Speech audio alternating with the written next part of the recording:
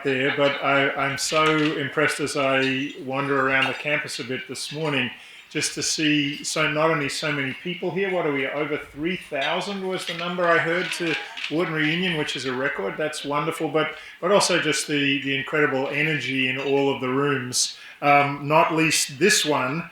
So the Wharton Graduate Emeritus Society Luncheon is an institution.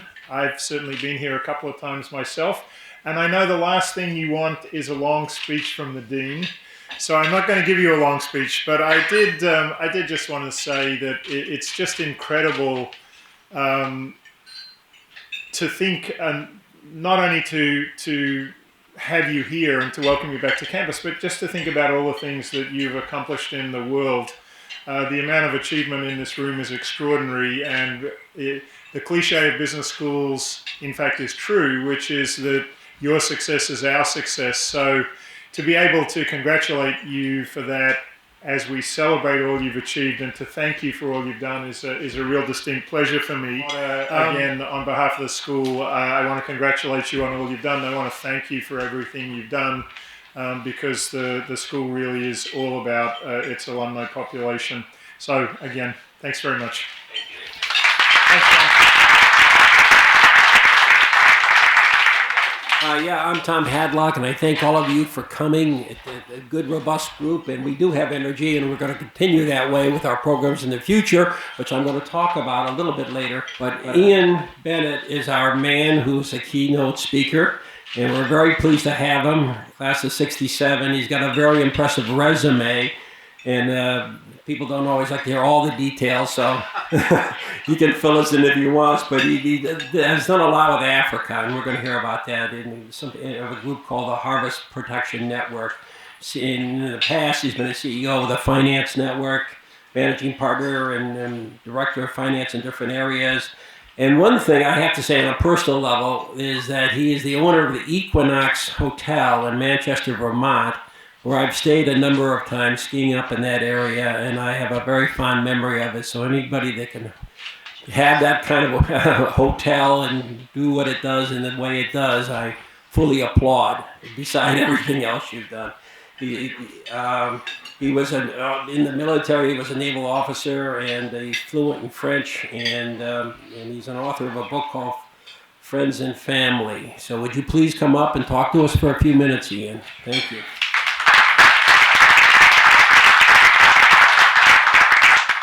Thank you, Tom. I've been looking forward to this. I came to the University of Pennsylvania as a Wharton MBA candidate with a conditional acceptance. I took the business board exams in the South China Sea in 1964. And as some of you might know, that exam had to be given on a very specific day at a very specific time. And at that specific day and time, we were doing shore bombardment off the coast of Vietnam. So every time there's a salvo, my exam flew off the table, and I'd scramble around, put it back in order, and then the quartermaster would come in and say, "Mr. Bennett, you have 11 minutes to finish section 2, you know." So when my score came back, there was some concern as to whether I might have a learning disability. And fortunately, the admissions people at Wharton called Trinity College, where I'd spent my 4 undergraduate years, and they provided some assurances that I could do this. So the condition was that I not flunk any course the first semester. And here I am. So fast forward to 2009, I get a call from the Senegalese embassy that Abdoulaye Wade, the president, would like to meet with me in New York City. He's at a heads of state meeting for the UN. I don't want to sound important here. If an African president thinks you can help him, he wants to chat. So we agree to meet up there in New York. We do that, and he said to me, "Ian, my farming community's having trouble maintaining its harvested crops after the harvest because they don't have proper storage. And specifically the peanut farmers, and peanuts is a major export for Senegal." And I said, "What are the losses like?" He said, "About 25% of the annual harvest." It's a serious number. So I get back to my office and I call a fellow by the name of Zano Mataruka in Lagos. He runs the agriculture department. I said, Zano, I met with Abdoulaye Wade yesterday in New York. He said his farmers are losing about 25% of their crop because they don't have proper storage. And he said, Ian, in sub-Saharan Africa, if you talk about fruits and vegetables, the losses are frequently between 45 and 60%. And I said, why isn't somebody doing something about that? Because when an entrepreneur hears there's a problem, by definition, that's an opportunity, right? He said, oh, Ian, it's really difficult, you know, which I thought was great. Okay.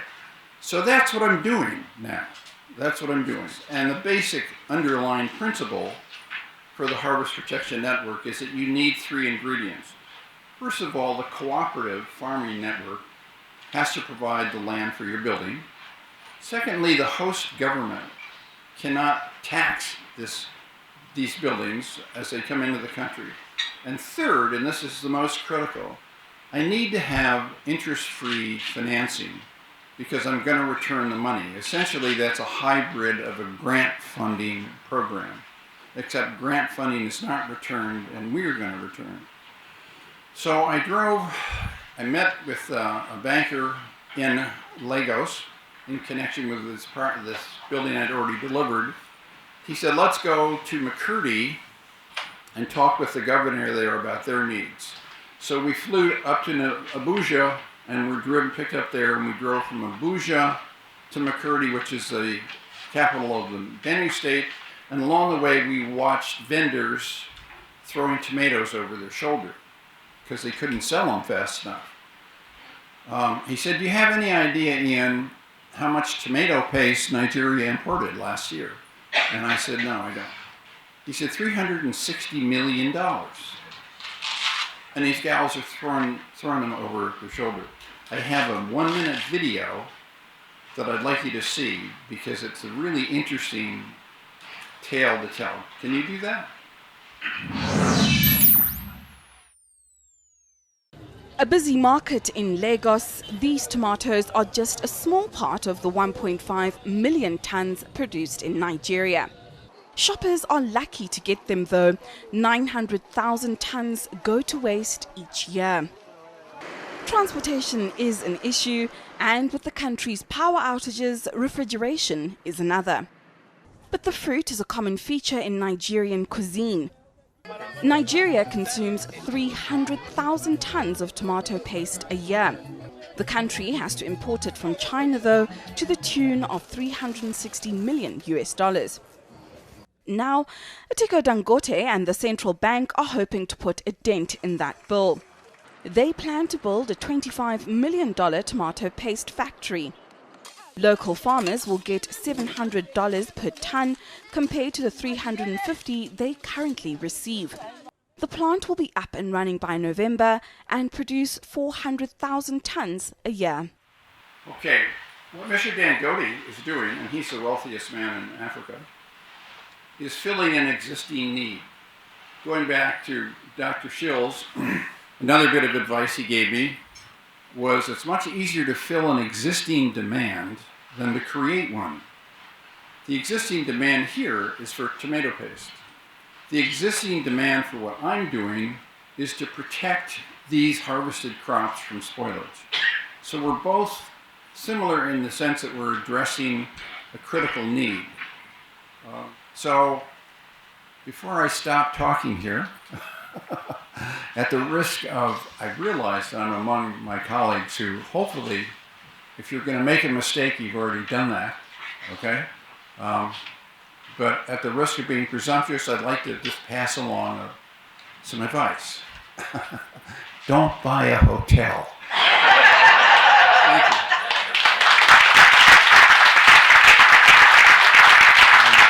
The Crandall Challenge citation, and we're here to present two citations today, one to Mike Wallace and one to Charlie Decker. Mike's a class of 65. Charlie, who is here, class of 64.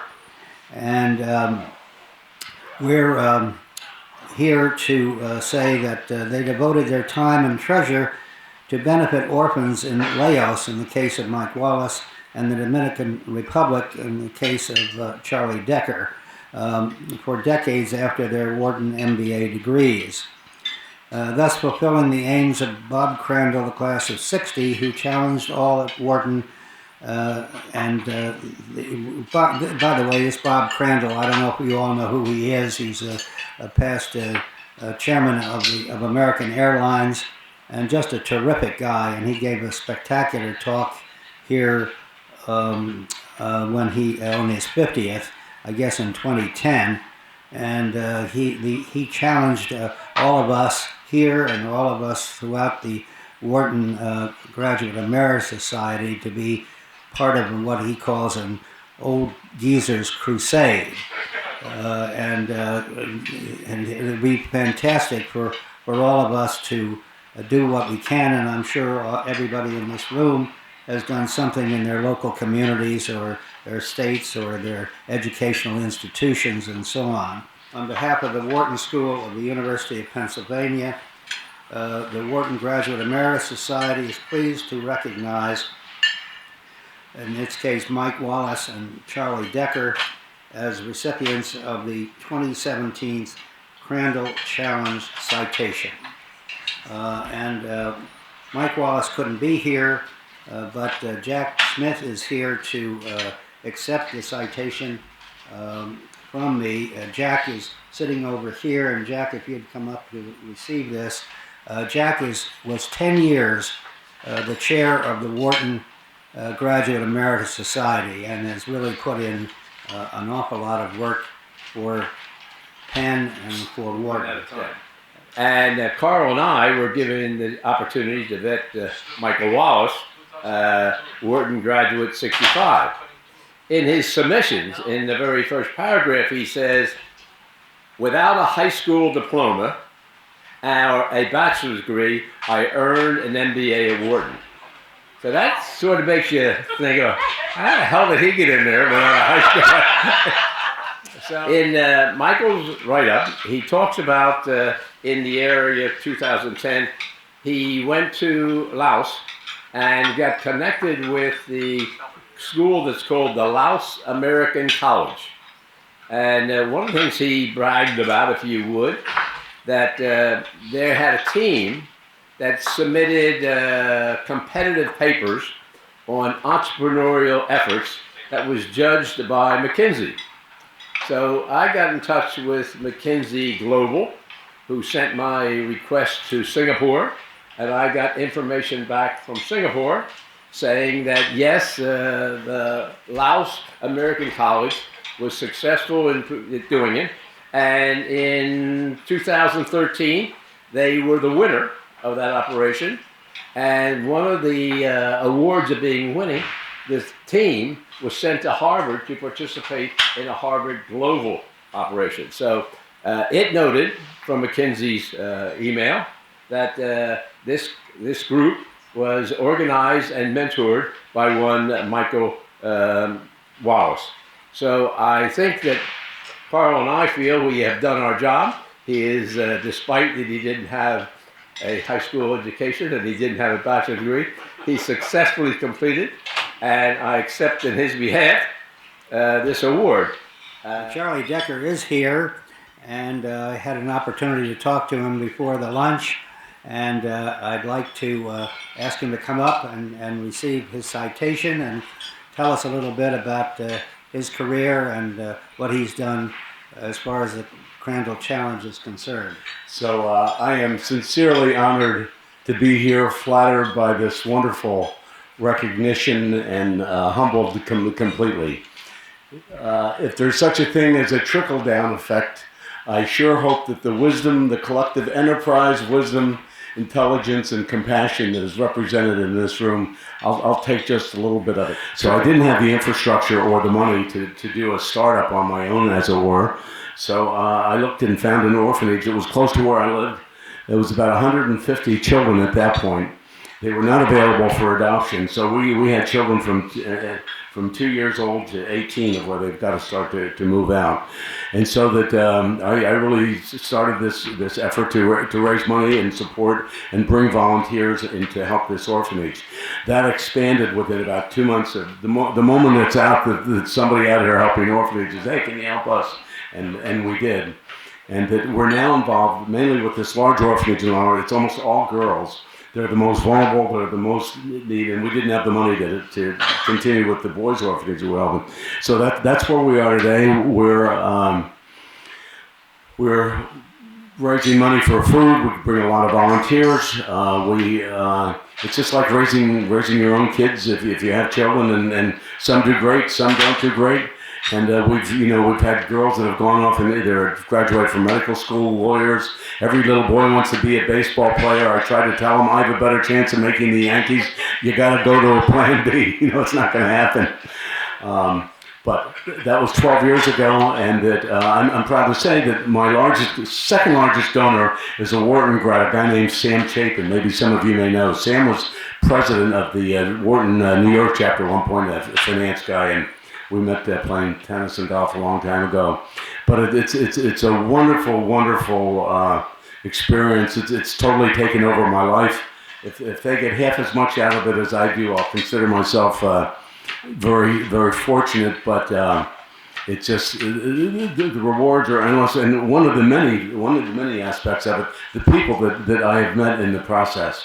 And you just a whole new circle of people, of friends of every age and background, and it's the other aspect of it that I've come to grips with. I came from a corporate world where every time there was a problem, you hammered it until you beat it.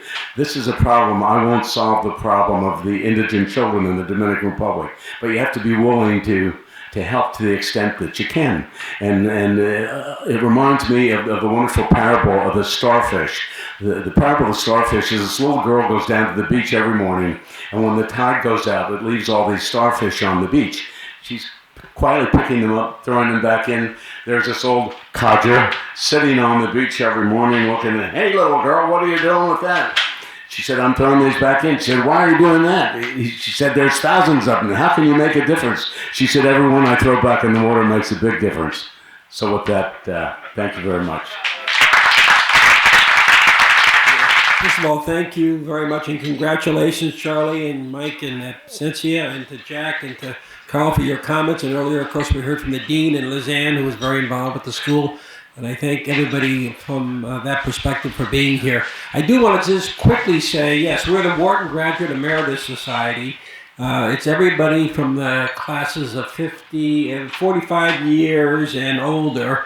And I want to thank, in addition, what we have is classes of 67, 72, 77, and 82. So thank you, gentlemen and ladies, for being here. We appreciate it very much. I want to tell you, you kind of heard it, so I don't want to repeat too much, but we do a lot with the Emeritus Society. We have regional events across the country, Miami, San Francisco, my friend Cliff over there. We do things in New England, obviously in this northeast area of New York and Philadelphia, we're active, but throughout the country and hopefully sometime maybe international. We also have a mentoring program. Thank you, Milt, for doing that, helping the students go further in life with their, advancing them on their skills. We have a very active website. We have a internet. We have our social media maven here. Thank you, Rick. We do many things. Wonderful newsletter. And we also tie in with the school a lot with lifelong learning and other programs that they have. They offer a lot for those that have graduated. So you should all be aware of that and take advantage of it.